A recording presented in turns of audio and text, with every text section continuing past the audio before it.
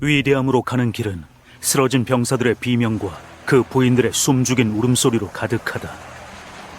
하지만 그 고통을 초래한 이들은 그 소리에 귀 기울이지 않는다. 졸라 왕조는 숲속의 코끼리와 같다. 발밑에 자란 풀들을 밟아 없앰으로써만 살아갈 수 있는 것이다. 코끼리처럼 우리 또한 강해지기 위한 모든 기회를 잡아야 한다. 우리를 막아서는 자들을 짓밟아서라도. 보왕께서 내게 몇 번이고 들려주셨던 이야기지만 나는 내 아들에게 이 이야기를 전해주지 않을 것이다. 우리 가문은 1000년 동안 타밀 지역의 일부를 다스렸다. 여러 왕조가 일어서고 저물었지만 선조들에겐 찰나의 반짝임에 불과했다. 하지만 정작 강대국은 되지 못했다. 그러나 부왕께서 즉위하신 후 모든 것이 달라졌다. 부왕께서는 즉위 시에 스스로를 라자라자 왕중왕으로 칭하셨고 이를 이루어내셨다. 주변 지역을 정복하고 촐라라는 작은 왕국을 거대한 제국으로 키워내신 것이다. 그리고 나는 그 제국을 물려받았다. 내 운명은 부왕만큼 위대한 지도자, 아니 더 위대한 지도자가 되는 것이다. 부왕께서는 그 많은 업적에도 불구하고 놓치신 것이 있었다. 평생 위대함을 추구했지만 그 과정에서 어둠의 힘에 타락하신 것이다. 그리고 정복과 통치에 관한 우화를 통해 내게도 그 어두움을 심으려 하시지만 나는 위대함과 타락을 동일시하고 싶지 않다. 역사를 보아도 알 수 있다. 역사상 가장 위대한 통치자 아소카 대왕은 방대한 제국을 세우면서도 백성을 섬기는 삶을 살았다. 병자를 위해 병원을, 목마른 자를 위해 우물을 팠고 대왕의 통치 아래 부자와 빈자가 모두 번영했다. 백성 위에 군림하되 의롭게 다스리는 것이 진정한 위대함 아닐까? 이 말을 할 때마다 부왕께서는 머리를 흔드시거나 기분에 따라 웃음을 터뜨리신다. 그러다 내 말을 증명할 기회를 주셨다. 부왕께서 우리와 전쟁 중인 오랜 적국 찰루키아 왕조의 땅을 침공하라는 임무를 주신 것이다. 나는 의로운 전쟁을 벌일 것이다. 그리고 탄자부르로 돌아오면 아버지도 내 능력을 알아주실 것이다.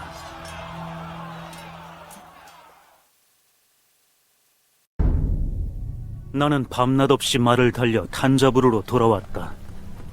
모든 생각과 감정이 손이 닿지 않는 어느 구석에 숨은 듯 마음이 텅 빈 느낌이었다. 궁전에 도착해 부왕의 시신을 보고 나서야 내가 꾼 악몽이 현실이었음을 알았다. 왕 중의 왕께서 서거하신 것이다. 차갑게 식은 부왕의 잿빛 얼굴을 보며 나는 숲속 코끼리 이야기를 더는 들을 수 없다는 사실을 깨닫고 말았다. 어릴 적 이후 처음으로 목 놓아 울었다. 사인은 노환이었고 부인들의 말에 따르면 빠르고 고통 없는 죽음이었다. 물론 편히 가셨다는 사실이 위안이 되진 않았다. 부왕의 유고를 안치한 묘소가 봉인되고 내 머리에는 왕관이 씌워졌다. 이제 곧 고대하던 날이었지만 마땅히 느껴야 할 기쁨은 슬픔에 가리워지고 말았다. 병사들에게 죽음은 흔한 일이다.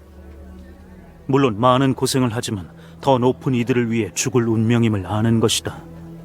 하지만 세상을 바꿀 수 있는 운명을 지닌 이들의 죽음, 비참한 마지막 숨결과 함께 자신이 꿈꾸며 그렸던 미래가 흩어져 사라지는 그런 죽음은 감당하기 힘들다. 고통은 오래 머무를 것이다. 그래도 나는 나라를 다스려야 한다.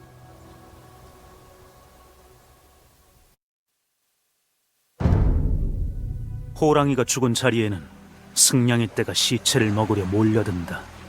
부왕의 서거 후 제국은 혼란에 휩싸였다. 서쪽에는 체라와 판디아 왕조가 칼날을 갈고 있었고 북으로는 찰루키아가 지난 패배의 상처를 핥으며 복수를 부르짖었다. 그 중에서도 가장 걱정되는 세력은 스리랑카 섬이었다. 수십 년 전 부왕께서 이 섬을 침공했고 왕이었던 마힌다는 험준한 남쪽으로 도망쳤다. 이제 마힌다가 돌아와 옛 영토 수복을 노리고 있었다. 마힌다의 반란에 도시 하나를 제외한 모든 지역을 빼앗겼다. 스리랑카를 잃으면 제국 전역의 반대 세력이 나에게 반기를 들 것이다. 그런 일은 용납할 수 없다. 부왕께서 시작하신 일을 끝내야 한다.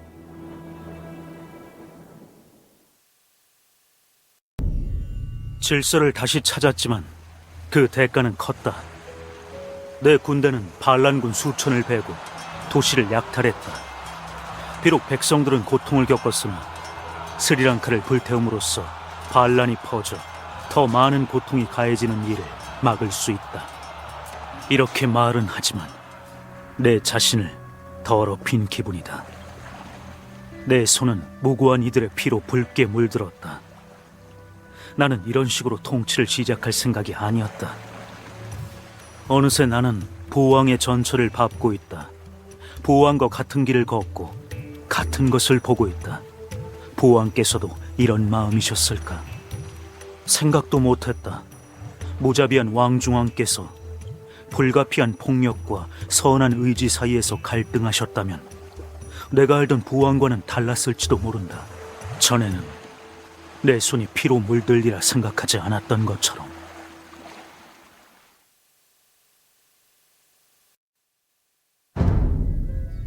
스리랑카를 굴복시켰다는 소식이 퍼지자 적들 또한 잠잠해졌다. 마두라이의 판디아만이 아직도 허세를 부리고 있다. 촐라에 비하면 새끼 호랑이에 지나지 않지만 자존심이 눈을 가린 것이다. 안정이 찾아오고 찰루키아가 약해지자 마침내 부왕께서 쌓으신 기초 위에 새 제국을 건설할 기회가 찾아왔다. 전쟁을 피하지는 않는다. 스리랑카의 경험을 통해 위협을 위해서는 때론 잔혹함이 필요함을 알았다. 하지만 폭력에만 의존하진 않을 것이다. 전쟁은 제국이 지닌 무기 중 하나에 불과하다. 우리는 가진 모든 무기를 동원해 온 땅과 바다로 영향력을 넓힐 것이며 그 첫걸음은 바로 외교가 될 것이다. 먼 동쪽으로부터 소식이 들어왔다. 크메르의 황제 수리아바르만이 우리와의 동맹을 원한다고 한다. 우리가 이 지역을 정복하는데 큰 도움이 될 것이다. 드디어 촐라 제국의 별이 빛을 발하기 시작한 것이다.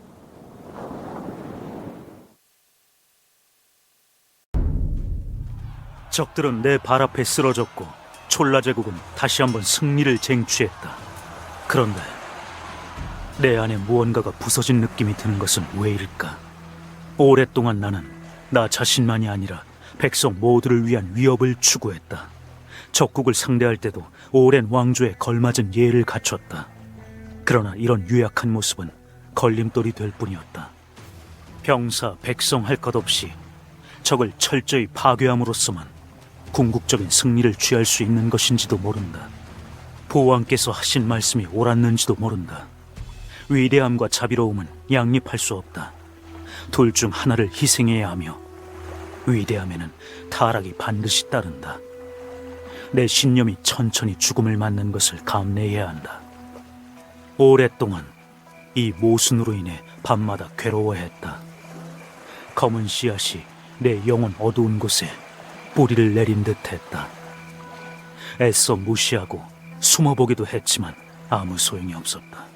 내가 타락을 걱정한 것이 통치자로서의 미숙함을 나타내는 것은 아닐까?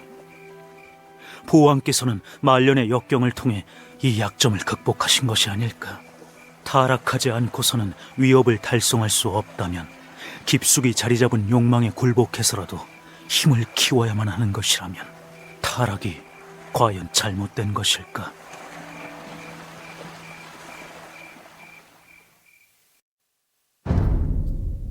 요즘 따라 지금까지 잊고 지냈던 인드라 신과 강력한 뱀 브리트라 사이의 전투에 관한 설화가 다시 떠오르곤 한다.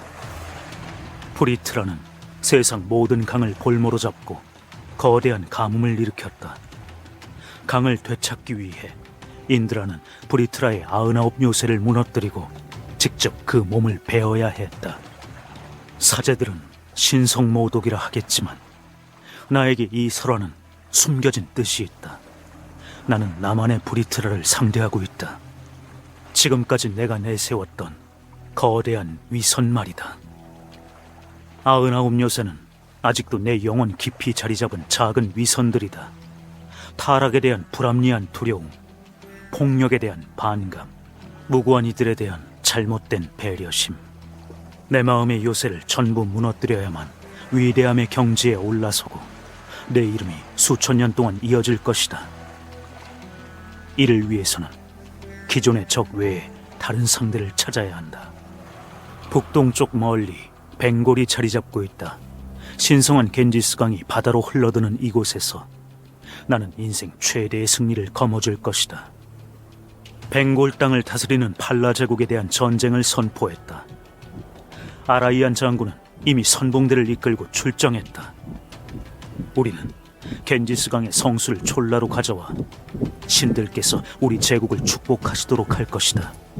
그 과정에서 세상에서 가장 강력한 제국을 꺾을 수 있다면 더욱 좋겠지.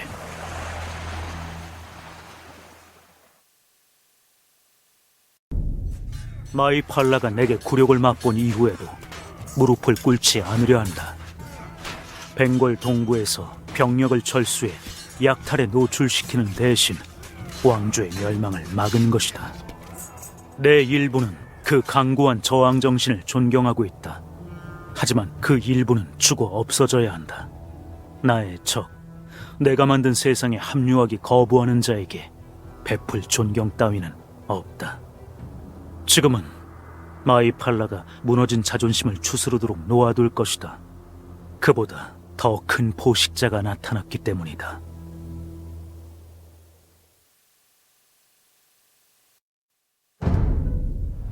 스리위자야 제국은 말라카 해협을 수세기 동안 다스렸다.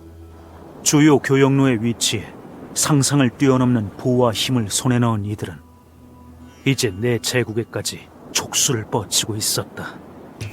그들의 인근을 지나는 함선을 자국 항구에 기항하도록 몇 년 동안 강제하자 교역선들은 우리 항구를 무시하기 시작했고 우리 것이었던 재물은 전부 스리위자의 상그라마 황제에게 향했다. 지금까지는 달리 신경 쓸 일이 있어 놔두었지만 이 상태가 계속되도록 놔둘 수는 없다.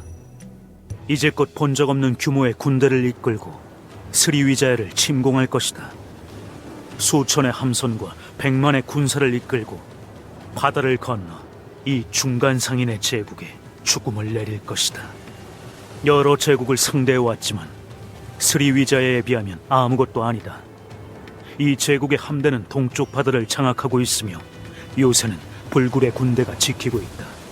몇 년 만에 처음으로 내 승리를 장담할 수 없다는 생각이 들었다.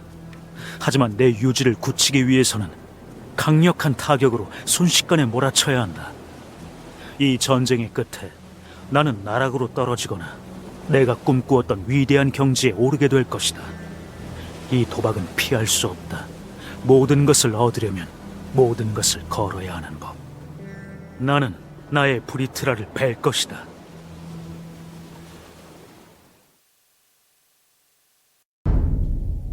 우리가 황궁에서 승리를 자축하는 동안에도 스리위자야는 계속 불탔다. 상그라마 황제와 신하들을 불러 내게 충성을 맹세하게 했다. 이들은 모두 새 통치자에 대한 충절을 맹세했다. 그렇겠지. 증오심도 들지 않을 만큼 철저히 밟혔으니 수십 년 만에 처음으로 완전한 평온이 찾아왔다. 내 변신의 과정이 끝났음이 느껴졌다. 나는 부왕께서 옳았음을 입증했고 여러 바다에 걸친 제국을 건설했다. 내 안의 위대함을 해방시켰고 어릴 적 품었던 망상을 몰아냈다. 나는 위대한 진실을 깨달았다. 타락 따위 애초에 없었다. 그것은 약자가 강자의 의지에 갖다 붙인 이름에 불과하다. 그리고 나는 약자가 아니다. 어린 나는 죽고 그곳에 장성한 사내가 자리한다. 영웅에게 베어진 뱀이 몸을 뒤틀며 죽어간다. 볼모로 잡혔던 강물이 다시 한번 세상을 향해 뻗어나간다. 인드라와 브리트라의 이야기, 그리고 라젠드라 촐라의 이야기는 이렇게 끝을 맺는다.